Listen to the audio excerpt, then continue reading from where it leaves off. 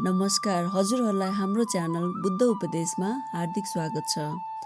आजको बुद्ध उपदेशमा हामी एउटा यस्तो विषयको बारेमा कुरा गर्नेछौँ जसले हजारौँ महिलाको जीवनमा पीडा थपेको छ, तर हामी धेरै जसोले त्यसलाई सामान्य मानेर स्वीकार गरेका छौँ।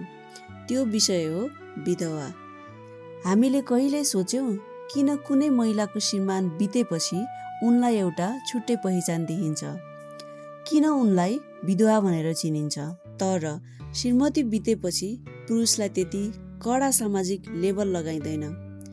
नेपाली समाजमा लामो समयदेखि एउटा परम्परा बस्दै आएको छ। यदि कुनै महिलाको श्रीमान बित्यो भने उनले रङ्गीन कपडा लगाउन हुँदैन, सिन्दुर लगाउन हुँदैन, धेरै हाँस्नु हुँदैन, विवाह वा उत्सवमा उपस्थित हुनु हुँदैन। के यो नियम प्रकृतिले बनाएको हो? होइन, यो नियम समाजले बनाएको हो। कुनै महिलाको श्रीमान बित्नु भनेको पहिले नै ठुलो दुःख हो, तर त्यो दुःखमाथि समाजले थप पीडा थपिदिन्छ। मानौ उसको जीवन अब समाप्त भयो, उसको खुसी अब समाजको लागि स्वीकार्य छैन। तर सोच्नुहोस्, यदि कुनै पुरुषको पत्नी बित्छ भने के समाजले उनलाई यस्तै व्यवहार गर्छ? अधिकांश अवस्थामा गर्दैन। यो असमानता किन? यसको जरा हाम्रो सोचाइमा छ, जहाँ महिलालाई स्वतन्त्र व्यक्तित्व होइन, पुरुषसँग जोडिएको अस्तित्व मानिन्छ। जब पुरुष हुन्छ उनी कसैको पत्नी, जब पुरुष हुँदैन उनी विधवा। यसले एउटा गम्भीर प्रश्न उठाउँछ, के महिला आफ्नो जीवनको मालिक होइनन्? के उनको अस्तित्व केवल विवाहले मात्र निर्धारण गर्छ? भगवान बुद्धले एउटा महान शिक्षा दिनुभएको थियो। मानव जीवनको मूल्य जन्म, जात, लिङ्ग वा अवस्थाले निर्धारण हुँदैन। मानवको मूल्य उसको कर्म, बुद्धि र करुणाले निर्धारण हुन्छ।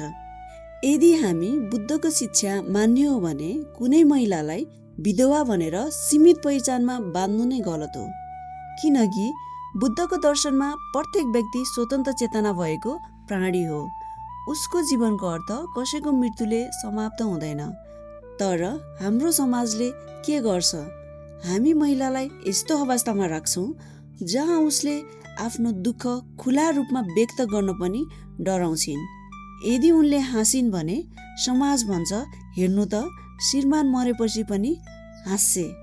यदि उनले राम्रो कपडा लगाइन् भने समाज भन्छ, कस्तो लाज नमान्ने। यदि उनले फेरि जीवन सुरु गर्न खोज्यो भने समाज भन्छ, यो त परम्पराको विरुद्ध हो। यसरी समाजले एउटा महिलाको जीवनलाई दोष, डर र अपमानले घेरिदिन्छ। तर प्रश्न उठ्छ, के यो करुणामय समाजको चिन्ह हो?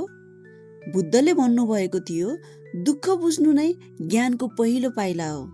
यदि हामी वास्तवमै बौद्ध संस्कृतिको समाज हौँ भने हामीले सबैभन्दा पहिले विधवाको दुःख बुझ्नुपर्छ।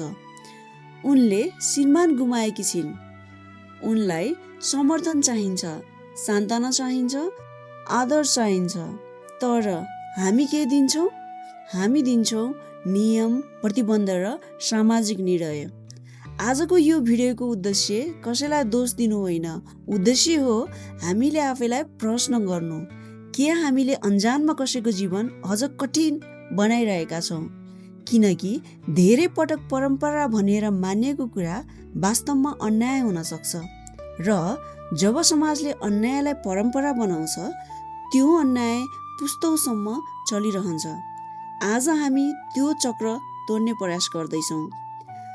अब हामी अर्को गहिरो प्रश्नमा प्रवेश गर्छौँ। जब कुनै महिला विधवा हुन्छन्, उनी वास्तवमा के महसुस गर्छिन्? बाहिरबाट हेर्दा हामी केवल एउटा शब्द देख्छौँ, विधवा। तर त्यो शब्दको पछाडि लुकेको जीवन हामीले प्राय देख्दैनौँ। कल्पना गर्नुहोस्, एक दिनसम्म तपाईँको जीवन सामान्य थियो। परिवार, योजना, सपना सबै थियो। अचानक एक दिन सबै बदलियो। जीवनसाथी गुमाउनु भनेको केवल एउटा व्यक्ति गुमाउनु मात्र होइन, त्यो सँगै गुम्छ सपना, सुरक्षा, भावनात्मक सहारा, भविष्यको योजना। र त्यही समयमा समाजले तपाईँलाई अर्को बोझ दिन्छ। अब तपाईँ यस्तो हुनुपर्छ, यो अवस्थामा धेरै महिलाहरू गहिरो मानसिक पीडामा जान्छन्। तर हाम्रो समाजमा मानसिक स्वास्थ्यको कुरा अझै खुल्ला रूपमा हुँदैन। फलस्वरूप उनीहरू एक्लै पीडा सहन्छन्। बौद्ध शिक्षामा एउटा अत्यन्त महत्त्वपूर्ण सत्य छ, दुःख। 4 नोबल ट्रुथ अनुसार बुद्धले भन्नुभयो कि जीवनमा दुःख हुन्छ, तर त्यो दुःखलाई बुझेर मात्र मुक्ति सम्भव हुन्छ। यदि समाजले विधवाको दुःख बुझेन भने उनीहरूको मुक्ति कसरी सम्भव हुन्छ? धेरै ठाउँमा अझै पनि विधवाले विवाहमा जानु हुँदैन भन्ने मान्यता छ। किनकि समाजले उसलाई अशुभ मान्छ।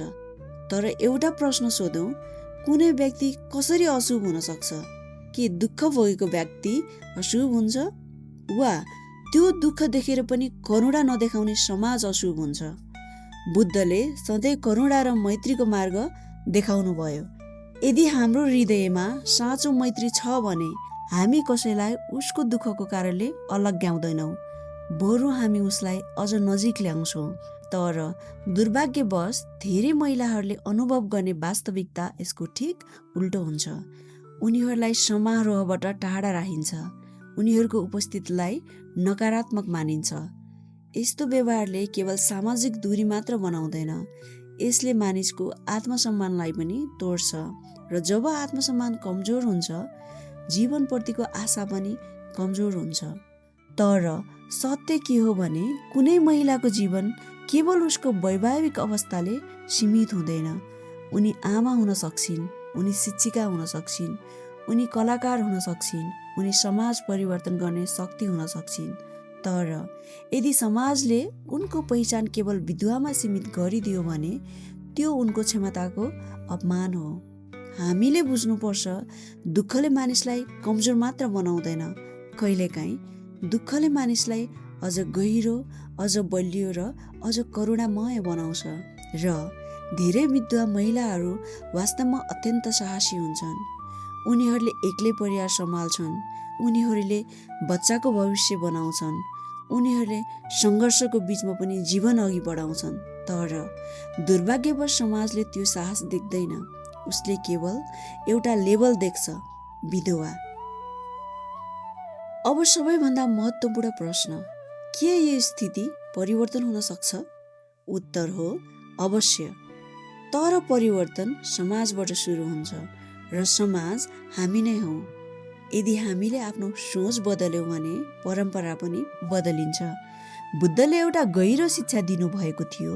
उहाँले भन्नुभएको थियो, मन नै सबै कुराको मूल हो। 8 फोल्ड पाथको पहिलो तत्त्व नै सम्यक दृष्टि हो, अर्थात् सही तरिकाले देख्ने क्षमता। यदि हाम्रो दृष्टि गलत भयो भने हाम्रो व्यवहार पनि गलत हुन्छ। आज हाम्रो दृष्टि सुधार्ने समय आएको छ। हामीले बुझ्नुपर्छ कि विधवा कुनै सामाजिक दोष होइन, यो जीवनको एउटा परिस्थिति मात्र हो। जसरी जन्म, मृत्यु, परिवर्तन जीवनको प्राकृतिक प्रक्रिया हुन्, जब हामी यो सत्य बुझ्छौँ, हामी कसैलाई दोष दिन छोड्छौँ। त्यसैले अब समाजले नयाँ दृष्टिकोण अपनाउनुपर्छ। यदि कुनै महिला विधवा हुन्छन् भने उनीलाई सीमित गर्ने होइन, समर्थन गर्ने समाज चाहिन्छ। उनीलाई जीवन फेरि सुरु गर्ने अधिकार हुनुपर्छ। उनले चाहिन् भने पुनः विवाह गर्न सक्छिन्, क्यारियर बनाउन सक्छिन्, आफ्नो सपना पुरा गर्न सक्छिन्। यो केवल अधिकार मात्र होइन, यो मानवताको सम्मान हो। हामीले बच्चाहरूलाई पनि सानैदेखि सिकाउनुपर्छ, कसैको जीवन अवस्थालाई लिएर भेदभाव गर्नु गलत हो। जब नयाँ पुस्ताले करुणा र समानता सिक्छ, तब समाज वास्तवमै बदलिन्छ। आजको यो भिडियो हेर्दै हुनुहुन्छ भने एकपटक आफैलाई सोध्नुहोस्, यदि तपाईँको परिवारमा कुनै विधवा महिला हुनुहुन्छ भने के तपाईँले उहाँलाई समान सम्मान दिनुभएको छ? यदि दिनुभएको छैन भने आजबाट सुरु गर्न सक्नुहुन्छ। सानो परिवर्तनले पनि ठुलो प्रभाव पार्न सक्छ, किनकि बुद्धको मार्ग करुणाको मार्ग हो र जहाँ करुणा हुन्छ त्यहाँ भेदभाव रहँदैन, त्यहाँ केवल मानवता रहन्छ। अन्त्यमा एउटा कुरा सम्झनुहोस्, कुनै महिला विधवा मात्र होइन, उनी एउटा सम्पूर्ण जीवन हुन्। उनीसँग सपना छन्, भावना छन्, असीम सम्भावना छन्। समाजले त्यो सम्भावनालाई दबाउने होइन, उजागर गर्ने जिम्मेवार लिनुपर्छ। त्यो दिन नै साँचो अर्थमा बुद्धको शिक्षा हाम्रो समाजमा जीवित हुनेछ। आजको यो भिडियो तपाईँलाई मन पर्यो भने कृपया हाम्रो च्यानललाई लाइक, सब्सक्राइब र सेयर गर्नुहोस्। धन्यवाद।